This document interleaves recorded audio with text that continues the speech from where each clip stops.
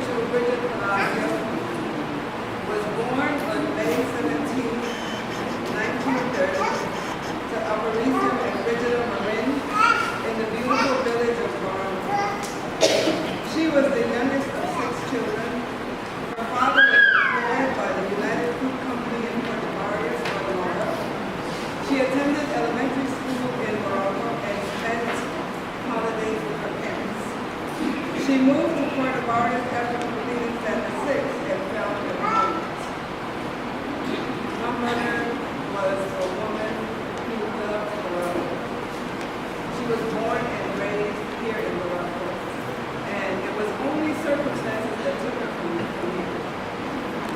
When she married my father, and his job caused her to be transferred around, but her heart was never far from Morocco.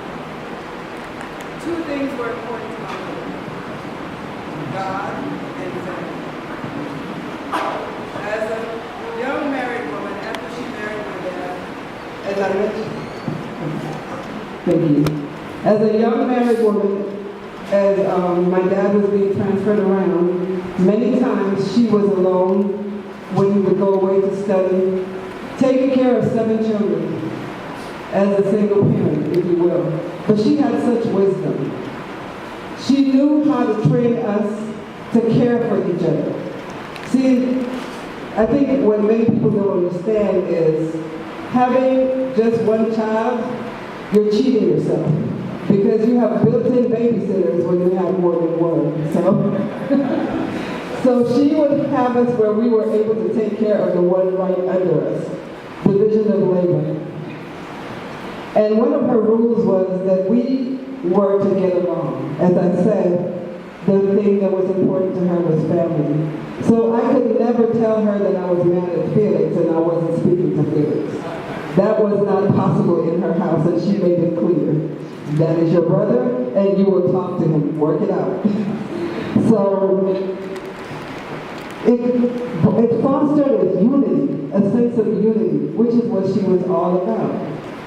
God is 3 persons in 1. So that unity occurs if we are godly people, not only in the Trinity, but it will occur in our families, and that's what she did.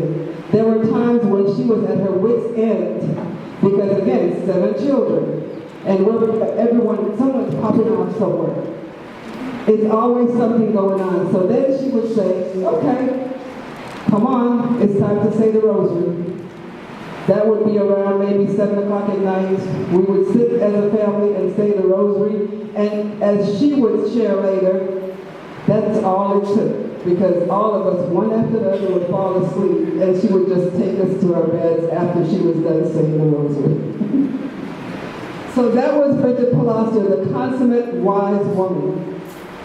They took up residence in Belize City at some point in their young married years, and as always, family is important. So people in need of a place to stay were always welcome in our home. And we, the family members, would need to give up our beds. And that was a given. That was not a question. We don't talk about it. So-and-so, auntie so-and-so, grandma so-and-so, we're going to be on the floor, they're going to be on the bed.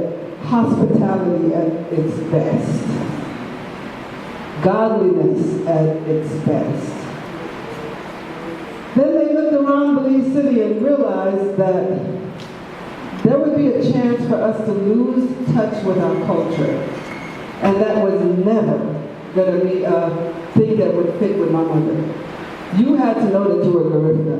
We have songs now that says Garifuna Duhuya. We didn't have that back then. But my mother would do what she needed to do in the home to let us know that we were Garifuna and that we should be proud of that. Garifuna Duo.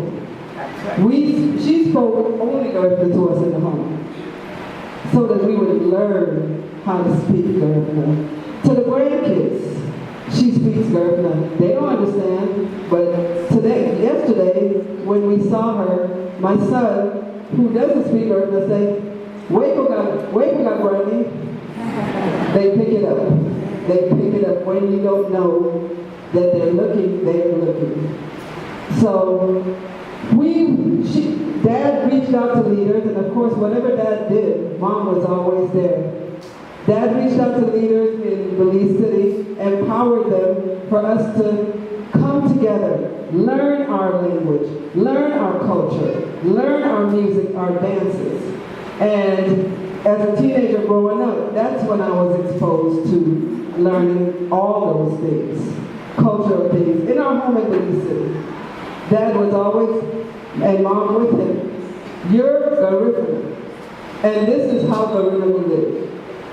And that's the way we're doing it. Mom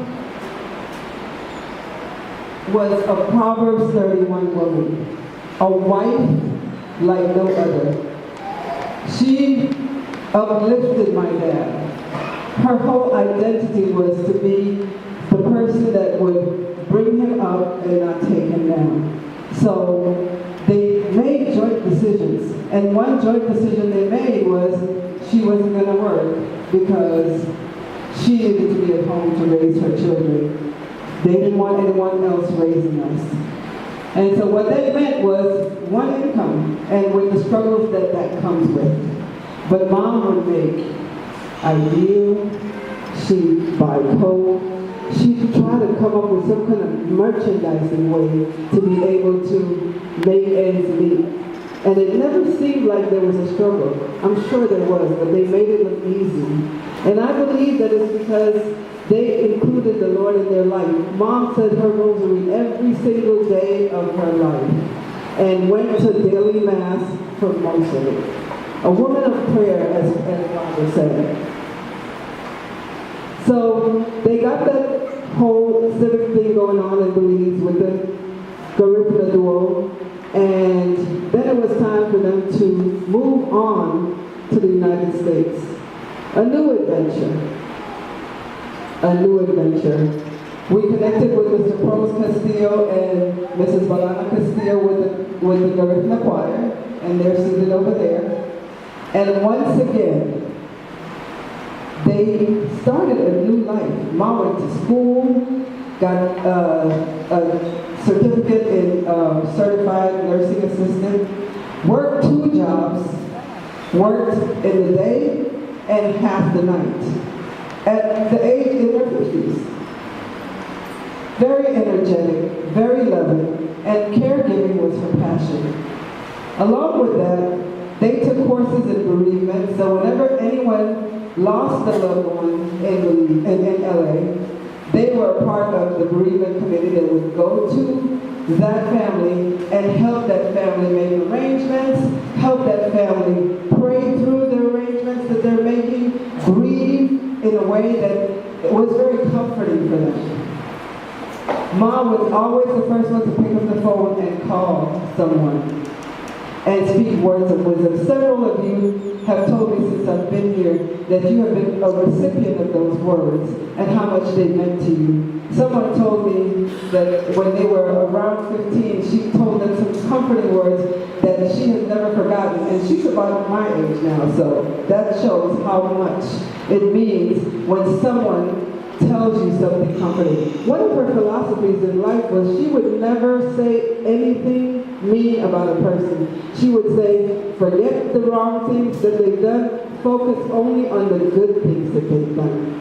Everyone's done something good. Focus on those. I think only of the good that someone has done for me. And she would repeatedly tell us about the good things that different people have done for her. And I want you to know this. I want you to know this because that's what I want you to remember. The good in people. She wasn't perfect, but I believe that it's the Spirit of God inside of her that helped her to be able to live that sort of life. She was interesting because if someone decided they wanted to gossip to her, she would pretend like she couldn't hear. She would get really deaf, and I was a witness. I was sitting there, someone was trying to say something. Hey, Miss Paul?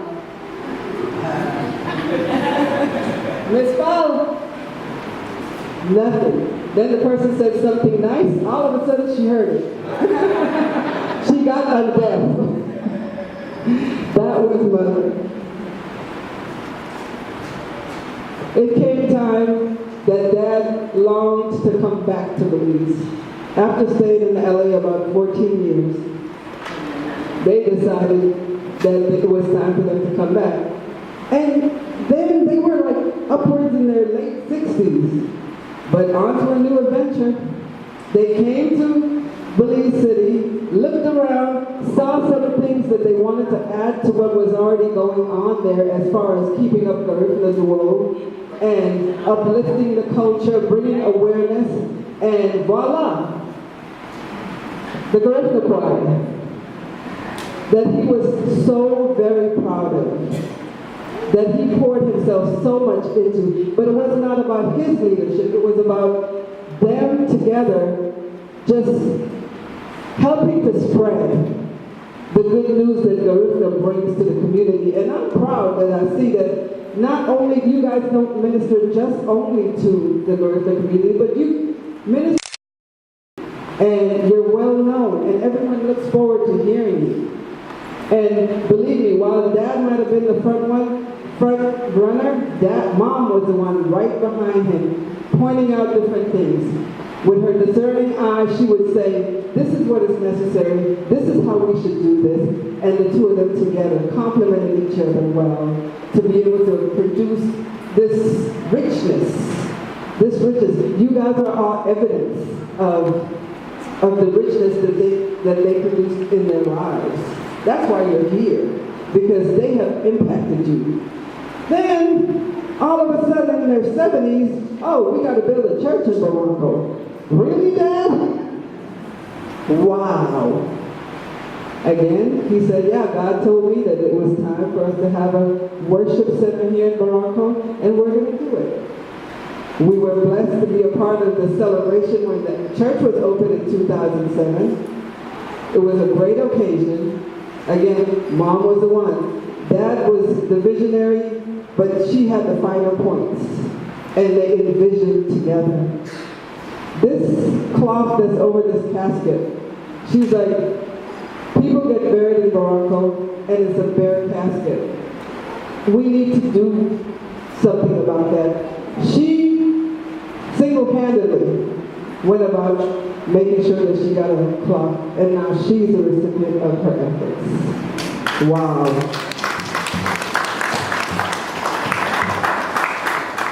Then she's telling me she wants one of those things, the wheel things, for she was always dreaming about how she could make things better for her family, for her culture, for her God.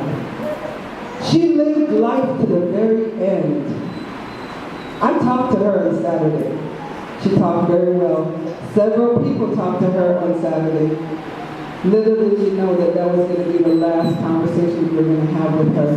But I rejoice today because I know where she's gone. She's at home with her Lord that she loved. She's at home with her father, with her husband that was her childhood sweetheart. She's at home with her parents, her sisters, again, being so family-oriented. I can only imagine what that family reunion was like that Sunday morning when Mom left here.